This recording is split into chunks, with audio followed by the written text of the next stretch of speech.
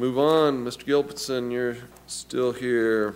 Nevada Department of Wildlife Big Game Release Plan. Chief of Game Larry Gilbertson, action. Department's asking Commission for approval to amend the current biennial Big Game Release Plan to accommodate additional bighorn sheep releases. Larry Gilbertson, Department of Wildlife. We are bringing forward that amendment for your consideration today. And to answer questions, I have the biologist for the area is here today, Carl Lackey. So if you have any questions about this proposal, we'd be happy to entertain those. All right, first let's go on public comment on this item. Does anybody have public comment on number 25? I think we had a couple cards. Let's start with Mr. Wilson, and we'll see anybody else have a card. Mr. Chairman, Board of Commissioners, Dennis Wilson, representing Nevada Bighorns Unlimited. We were presented this release plan at our Board of Directors meeting by Carl Lackey and Mike Doble. It's a fantastic opportunity to introduce sheep into the Virginia range close to a major metropolitan area to allow for not only the items that are listed in the plan here, but can you imagine the positive public feedback for student groups, photographers, conservation people, being able to access a desert bighorn sheep population close to the Reno-Sparks area. It's possible that these sheep might be visualized from the I-80 corridor. It's just a tremendously good idea. And for public education, for public information, the chance once again for students and wildlife lovers to visualize and participate with bighorn sheep populations close to a metropolitan area is an opportunity not to be missed. We feel so strongly about this proposal that you'll notice in there that 2 water sources are needed. Nevada Bighorns Unlimited will be donating the materials and manpower to put in 2 guzzlers into this region. So I would ask your strong consideration for this project. Thank you. All right, we had Mr. Dixon had this written down. For the record, Paul Dixon, I wanted to say that the Clark County CAB enthusiastically supported this proposal. And I think one of the things that we liked about this proposal was something that this commission asked for last year when they changed the regulations, is that we have a predator program that will go in and do evaluations before to assure that we're not, as Commissioner Vogler says, making very expensive cat food for our mountain lions. And I say that semi-tongue-in-cheek, but I think that this is a well-designed proposal, and it had unanimous support of the Clark County CAB and the public that was at the meeting, and Commissioners Howe and Schrum were there, and they could probably speak as well to that as me. Thank you. All right, do we have anybody else here who had a card? Go ahead.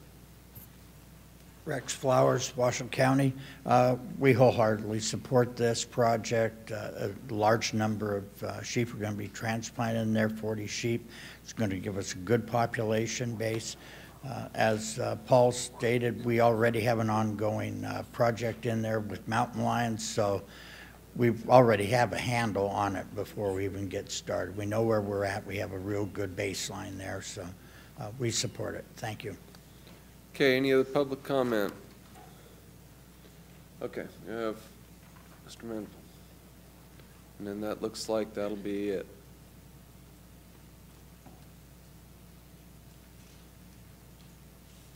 Walter Mandeville, Lyon County. This release will actually be part of it in the Lyon County area. When I was working for the agency, we'd talked about this area quite a bit.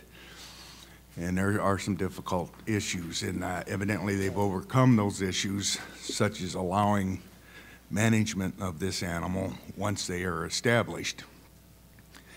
The other problem that I can see is there's a possibility of a major corridor being developed through the center of that range. And I don't know what kind of problems that'll create. It'll be similar to Lake Mead down here where you lose some animals on the highway. But we're pretty excited, and Lyon County supports this very strongly. So that's our part. Thank you. All right, was that it? Public hearing? Okay, seeing no more, we'll close the public hearing. Bring this back to the commission. We have questions. Start with Mr. Vogler.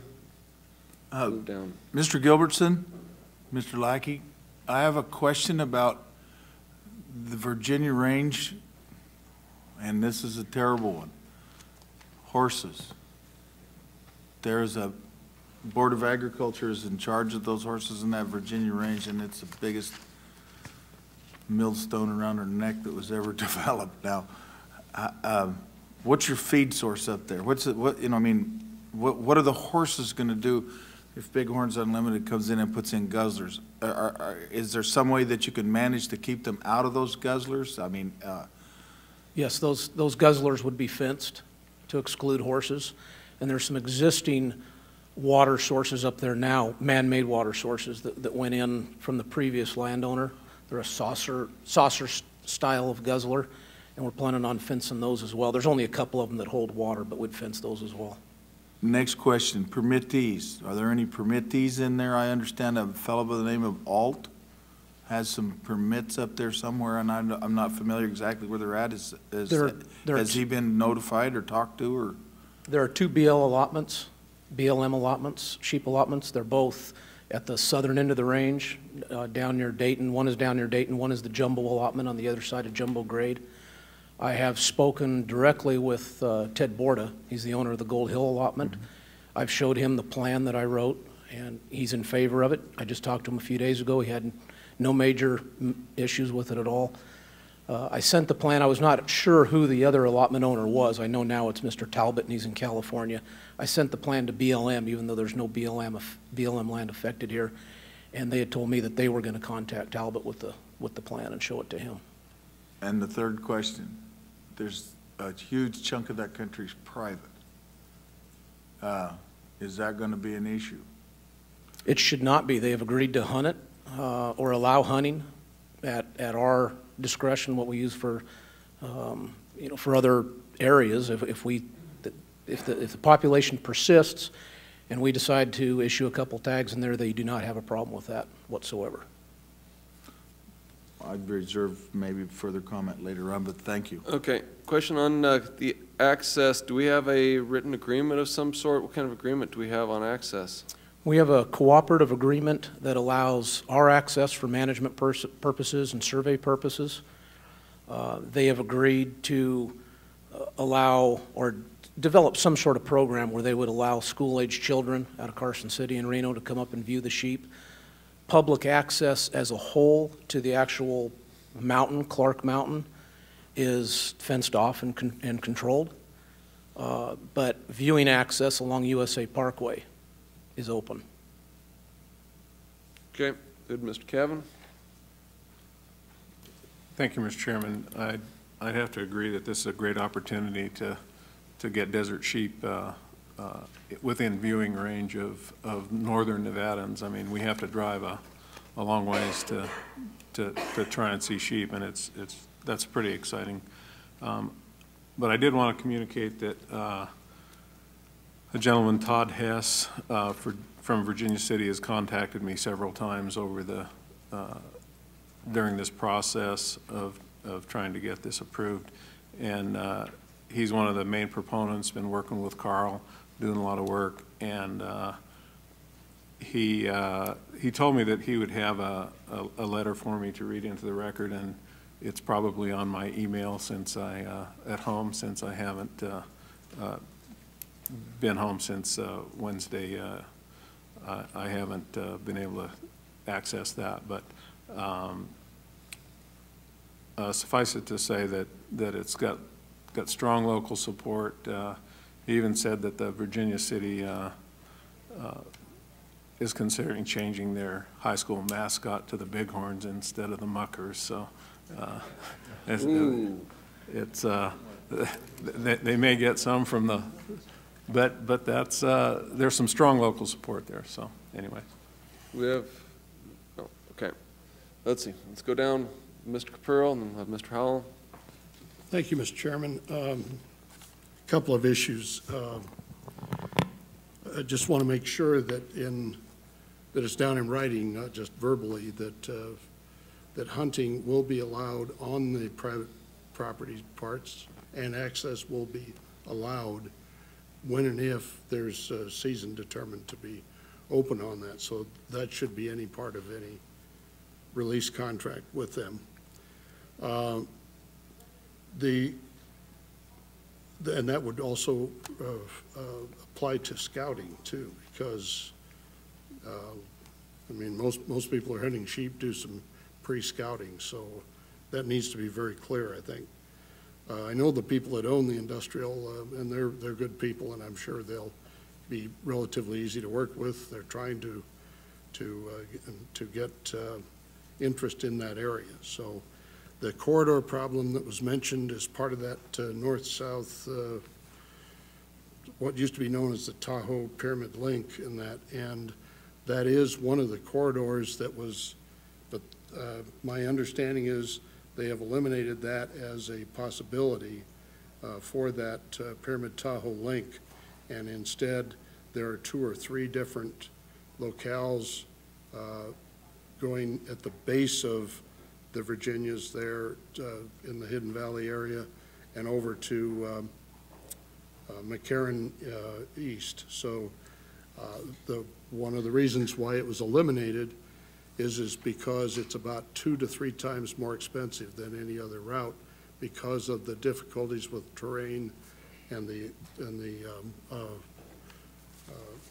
to get around that area. So I don't believe the corridor problem is going to come into fruition. My only question is, and it's clear from our policy, Commission Policy 22, that any release requires that there be predator work done to evaluate for it. And I see in the proposal that there will be pre-release predator work done by Wildlife Services, I presume. I think it's real important that we do that.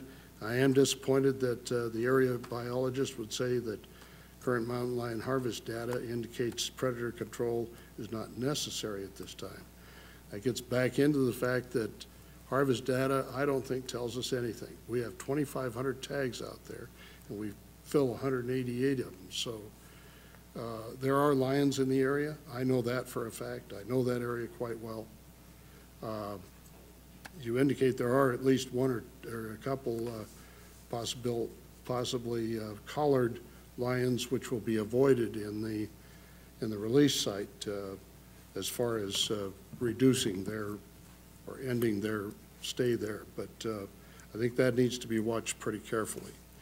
I agree with the comment that was made, and it's not really that funny, about providing very expensive cat food. The last part of this is because this is a supplemental release, and there is pre-release predator evaluation has to be done. Where is the money going to come from, since that was not in the budget, to my knowledge? Had several questions there, you guys. I can try about the pre-release. Staff Specialist Mike Cox has scheduled a meeting with Jack Spencer of Wildlife Services. I believe we're trying to get together next week to talk about exactly that, about the pre-treatment for this release and also the post-treatment efforts that we have ongoing with Wildlife Services. And Mark Jensen isn't here, and I'm not sure, but if we had to cover some of their work, it might be covered under Project 22. I don't know if Joe's here either. Looks like Joe left too, but that's the one that gives us flexibility to do wildlife control, predator management in various areas based on big game needs, Project 22. So I think they could cover some of their work under that. Okay, we had a question on, I'm just trying to go with questions. There's comments on the corridor. Is there, did you have this information that he had on the corridor? That was very informational. It sounds like it might not go through because of the steepness of the terrain and the difficulty of making the road through there. And there was another question. On the cooperative agreement. Yeah, I developed a cooperative agreement. It's in writing. Developed it with our Attorney General, working a little bit with state lands as well. And it is in writing, signed by both parties. It says, It covers the array of things, including hunting. and can you run over the basis of it? I mean, it allows access. It allows access for department employees to survey, to manage. If we need to remove those sheep, we can remove them. If we decide to hunt them, they'll allow tags for that. Kind of real the basics. They're going to continue patrolling the fenced boundaries of their property. They're going to protect the sheep. They're not going to be bringing any domestics in. Along those lines. And if a hunting season does exist, at some point in the future, is there an access agreement for hunters? Yes. Yeah. And what would it say? But I mean, they charging? What does it say? Mr. Gilman, all he has said is that he would want to release a liability similar to what the Department of Defense gets for allowing people on their property. Any questions limited just to that issue? Okay, Charlie, no, not that issue. There's no charge. That never even became an issue, never even came up. Okay, and it's part of, and you have a signed agreement to that effect. I have a signed cooperative agreement. The issue of charging for access is not in there, but it never came up. All right, that was good. Now we had Mr. Howell and then we'll have Mr. Lamb. Thank you, Mr. Chairman. Got about 4 questions. The nearest domestic herd, how far away? About 9 miles, a little over 9 miles. 9 miles? Some of that through what I would consider unsuitable habitat, flat land, full of PJ, things like that. And the other access or issue, if I will, real quick, is water availability in the range. There's other than the Truckee River, there's not a whole lot of water available. Bedell Springs, and other than that, it'd be the water that we put in. And I think for that reason, or I'm hoping for that reason, that the sheep would stay pretty much north. Okay. Well, those rams, every now and then they'd like to try something different. And they go after them ewes, and I'm just wondering, 9 miles. Hell, I've walked that far myself. Mr. Chairman. Okay, good. The WAPA Mr. Mayor. Good point. The WAPA guidelines call for about 9 miles plus separation. Frankly, we're out of the easy places to put sheep, and I think that we're at the point now where we would take the chance. We're still looking at the separation being an important issue, but even though it's only 9 miles, quote unquote, and we would hold harmless, the livestock industry, for instance. I think we're at this point we need to make some tough decisions. There are suitable places for sheep where there's going to be some livestock interactions potentially, but I think in this particular case, Carl's done a heck of a good job of really digging into it and what's the real probability. But they do go, as Mr. Vogel would say, a walkabout. But we'll have to kind of wait and see. Another question I had is, these sheep are all tested before they're transplanted? Yes, our wildlife veterinarian will take blood samples and test for disease. And how large does the herd have to be before it's considered huntable? I can't really say. We're planning on hopefully putting in 40 sheep. We hunt some populations of 60 or 70, I believe, so I don't think it would be too far down the road if the population persists. Probably a couple, 3 years maybe. Could be. My last question is about this collared lion that evidently it sounds to me like we're just going to leave it alone. Did somebody establish he's a vegetarian? Actually, that's a real opportunity. We have a known lion that's collared in the area, and obviously we'll be able to see if it's keys in on the sheep.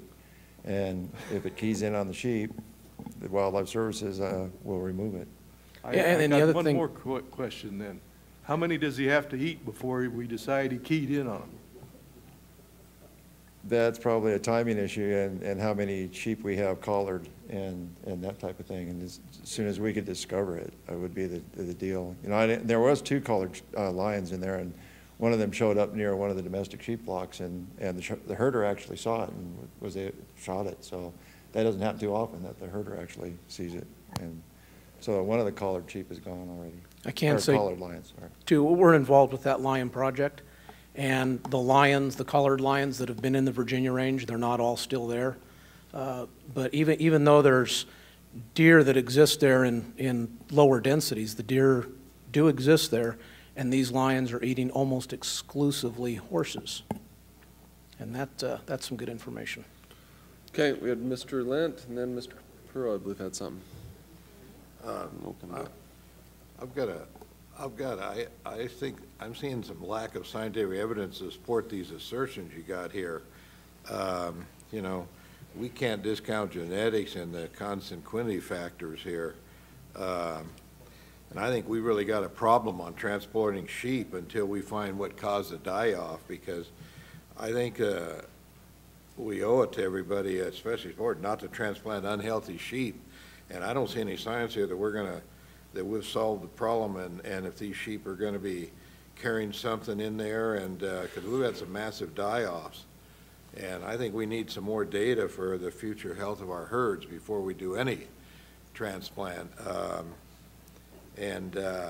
This area is there's going to be a big freeway through it, and there's going to be a lot of warehouses. And that area is very not rugged. It's just flat in the middle of it, and it's hardly an area to put sheep. It's there's a a few cliffs in it, but it's really not a very rugged area, and we got a lot of lions in the area, and I just don't see enough scientific evidence to plant some sheep and healthy sheep in there, and I don't even know where they're going to come from. And when somebody says they're going to check sheep, what does that do? Do you look at their nose, or I just don't see enough scientific evidence to support these assertions.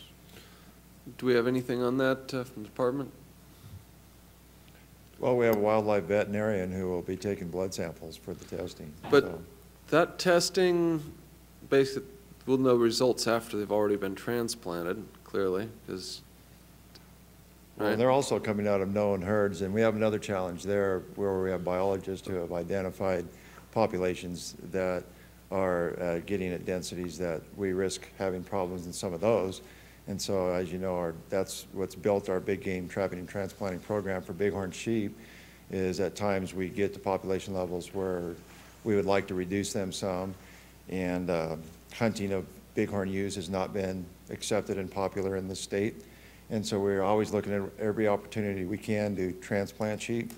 And as Director Mayer pointed out, we've picked all the areas that were easy, that were clear cut, and now we have to face more challenges in the release program and address that issue also. Did we have a identified source population for these particular 40 sheep? We've talked about the Monte Cristos and some other areas down south central Nevada. So we don't have one specifically narrowed down yet. And there are several areas they want to reduce the densities out of, yeah, so. We're in the process of conducting desert bighorn sheep surveys right at this time, and biologists are assessing those populations, and that's normally how we do it, get as most recent information as we can to see if the population still looks like it's capable of supporting the release stock. So we're in that process right now. Okay, and what is the timeline on this? And I'll move down to timeline. You would be perspective.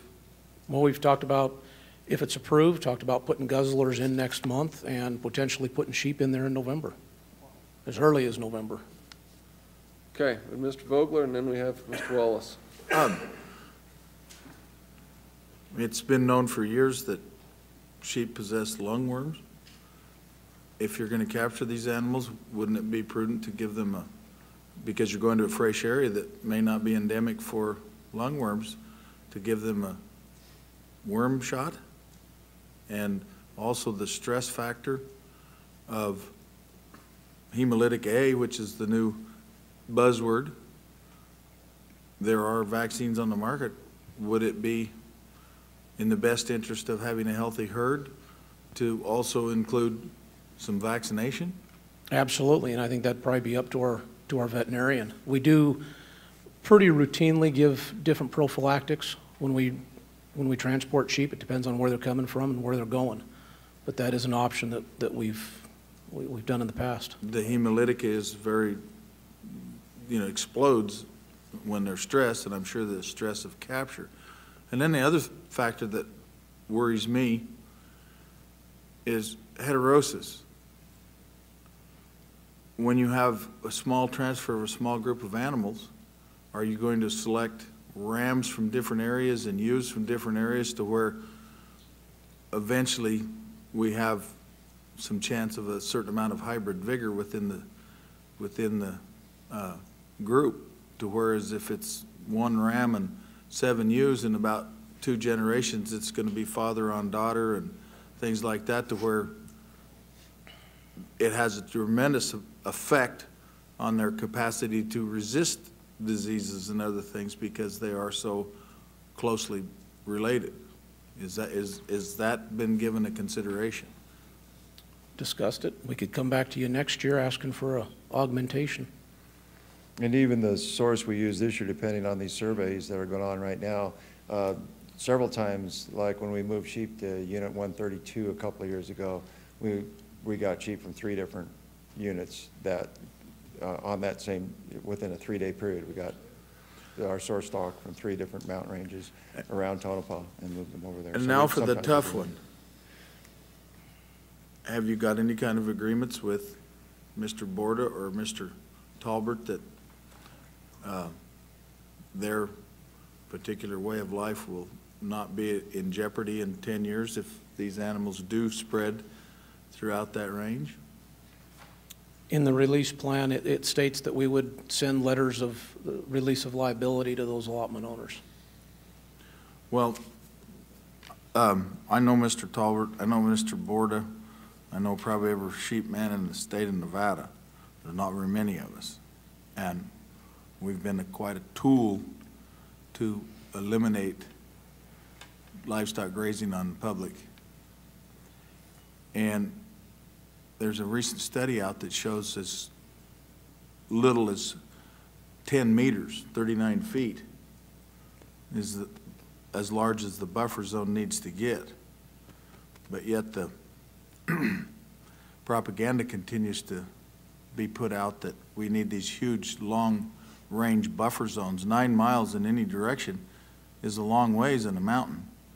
And I'm not in favor of that. I'm in favor of the 10-meter one. And the fact that because of the increased predation, that these people have guard dogs, they have stock dogs, they have sheep herders, they have everybody that's there.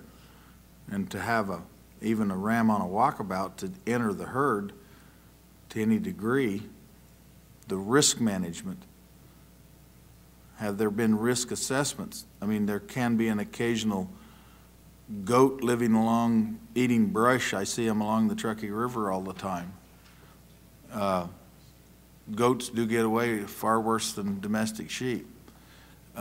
Dogs, there's lots of things that go on there that, because of its closeness to population, and I just hope all these things are under consideration because these animals are very valuable. And to be proactive, but 9 miles is no fun. 10 meters is fine. Because I don't believe that the contact is there. You have to have an animal shedding the virus. You have to have a stress condition. You have to have a whole bunch of other things. But it is a wonderful tool to eliminate domestic livestock off the public graze. And that is very worrisome for me, and I hope that we can take a step forward in this state rather than, and you guys were all in the spotlight, hunters, everybody. The Forest Service just took 15,000 sheep off the Payette National Forest for 13 wild sheep, destroying some families, destroying a whole bunch of stuff. And I think these are things that I would hope that Nevada is mature enough to realize that if we have more numbers of wild sheep and we forget about this domestic sheep junk science, we can do it in a laboratory. No, from 1550 to 1850, there was no die-offs, not until the miners came and hunted food and knocked those populations down to near zero. Was there ever a problem? And just because we have similar diseases, we still have to address these things. All right, we have Thank something you. for the department on that? I think it's important to point out, first of all, we have a top-notch veterinarian that works for our department, recognized nationally. And number two, we have the most successful desert bighorn sheep program in North America. And that didn't happen blindly. So I think our track record has been very good as far as developing a sheep program here that's robust. And we have taken these things into consideration. And we're staying on top of the science. So anyway, maybe some of the new commissioners maybe didn't know that, but I want to assure you that we take the science of this and the management very, very seriously. I'd like to add on to that our intent has never been to remove domestic sheep from our public lands by sticking wild sheep in there. And in fact, a few years ago, to the chagrin of the BLM in the South Egan's, I don't know if you looked at that RMP revision, Chairman Vogler, but BLM was, in the draft, was proposing to enforce their 9-mile boundary between domestics and wild sheep on the south end of the Egan's down there, just past Courage Wildlife Management Area. And when we saw it, we told them we couldn't support that, and that was rather stressful to them as when their biologists were recommending it, and we told them we couldn't support that because we put those sheep in the South Egan's knowing very well that there was a domestic sheep trail right at the base of the mountain, and then they started wintering just at right through the gap there. And so we didn't support that action in the RMP. So that is not our intent, and we've put sheep on various mountain ranges at risk in the past, starting way back in the 80s. We put them on Mount Wheeler, and again, we knew those domestic sheep allotments were on the mountain there, on Shingle Creek and Pine and Ridge and that country. And it was a risk we took knowingly, and it's, again, because we run out of options, and we wanted to see where we could manage sheep and hopefully successfully, and in concert with the existing uses that are already there. Thank you, Mr. Chairman. You mentioned some of the population might come from the Monte Cristos. Are you looking at the full 40, or is that just going to be a portion of them from there? That was just some of the discussions we've had, nothing formal yet that I know of. Yeah, were you at that meeting in Tonopah when they No, were? I did not go to that. Neither one of us were there, but apparently what Mike Cox told me is that several biologists came up with potential release source stock from various populations, and like I said, we're in the process of evaluating them all right now and making sure they can still support stock. So I think there's several potential sources that we may take sheep from for there to get the full complement of 40. With that many, it's unlikely we'd take them all from one site. We would most likely split that up between at least 2 different sites, maybe 3. Okay, thank you. I just was curious. That's a pretty mobile population there. They moved from the Monte Cristos to the Silver Peaks to the Volcanics. And I think last time you guys tried to go in there and take a bunch, and you didn't get anywhere near what you were looking to get out. Right. And that's Right, why I was yeah. curious. And we had to move to another site. You're right. Thank you. Okay. Mr. Lamb. Thank you, Mr. Chairman.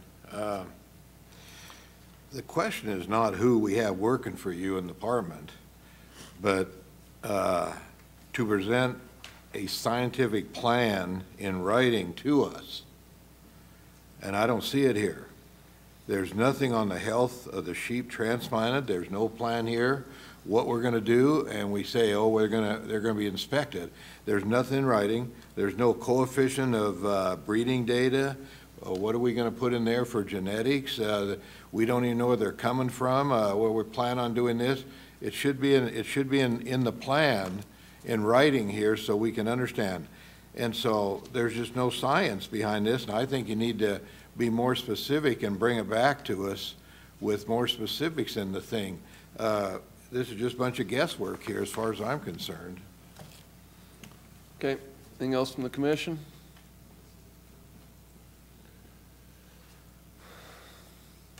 Sounds like we're ready for something in the form of a motion in that case. This is an action item. Sure, go ahead. Oh, go ahead, Mr. Lent.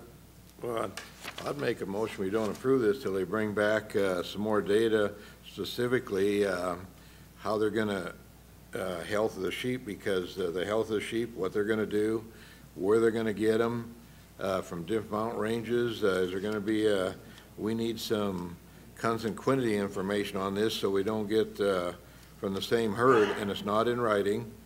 And we need more scientific evidence on here. I'm not against a transplant sheep, but I think we ought to have more science involved in this, and they could certainly bring it back with more specifics on where they're going to get them and et cetera, like I said here, because there's just not enough science in here, and so I would not support it, but I would like to support it when they bring back that information. So that would be my motion until they bring it back. Okay, I'm trying to condense that down. Is this a motion to table this until we have further information? Right. Okay, is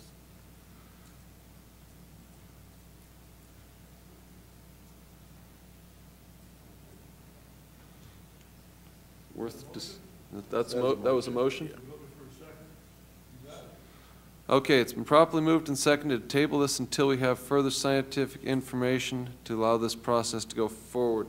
Now we can discuss it. Mr. Vogler, like discussion on the motion. Pardon my frankness, but I always feel like when we're talking about wild sheep, like the turd in a punch bowl, and I am not. I want to see sheep on every mountain range in this state. I don't have any problems with them, and I don't think there's any big deal with 77,000 sheep that are left in this state. It's a long ways from 1 million sheep that we used to have.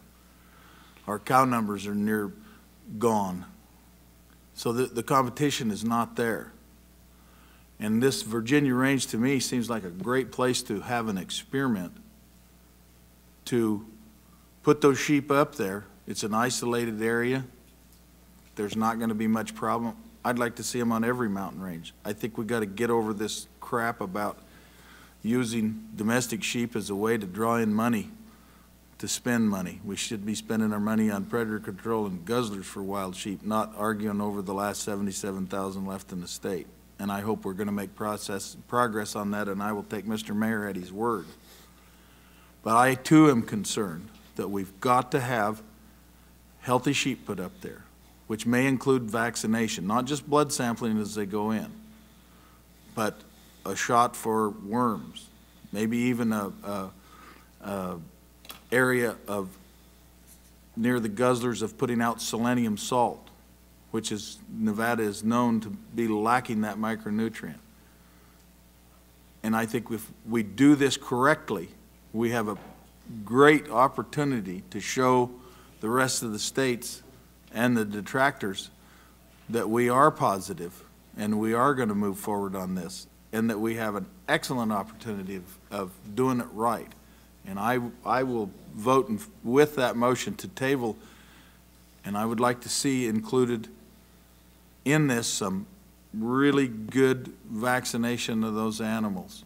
And they have nasal sprays of hemolytic A that we use because it is called shipping fever. You are going to stress them when you catch them. You are going to stress them when you transport them. And you are going to stress them when you release them because they have to find their food, they have to find their water. you know, several of the people in this room would probably die of hemolytic A under the same stressful conditions. I want it done right, and I think we can do it right, but I think we're putting the cart before the horse. Thank you. We have more comments on this down here? Okay, with one from Mr. Cavan, and then we'll move right back down the other way. Thank you, Mr. Chairman. I don't think that I think we're well beyond the authority of this commission to dive into the very specific details of what the department's doing. They have a veterinarian on staff. She's a professional. We've transplanted sheep all over this state. Maybe there's been a misstep or two along the way. We're talking about wildlife. We're not talking about domestics. We're talking about a lot of variables no matter what we do. And personally, I see no reason to not go forward today. Okay, we had Mr. Capurro. Thank you, Mr. Chairman. My concerns with this were of the issues that I've already discussed, and that is that the agreement allow for hunting and scouting when there is a hunting situation presented, that there be the pre-release predator review. Sounds like you do have revenue sources, either reserves from the predator fee or some other source to cover the pre-release. And to me, I think it's a good project so long as the issues that have been discussed, and I think some of the things that Mr. Vogler said regarding the selenium, I think we ought to be doing that at any release, providing selenium blocks. And if that's, you know, if the department's comfortable with it and the vet's comfortable with what needs to be done pre-release, then I'm going to be supporting the project. Any other comments on this before we proceed to vote? I'd just like to make a general comment. I think that regardless of how this turns out here today, I think whether it's tabled or not, I think every person on this commission is highly dedicated to seeing bighorn sheep expanded in every possible location. And this is a request for more information. And if this goes either way, just want to throw it out there. Whichever way it goes, it doesn't mean shut down. Nobody's trying to do anything other than get more scientific information is where I'm gathering on this subject. I think in general it looks like a reasonable proposal. But everybody understands the motion. All in favor of the motion signify by raising your hand. All opposed? And I will be, oh, okay, all in opposition. You're not opposed? Here it's your own motion? All opposed to the motion? I just left my hand. I will be voting affirmative on this motion. Motion passes 5-4. Do we get the vote? For the motion. In favor of the motion. Motion passes. Hopefully get this on the December agenda and get this pushed out.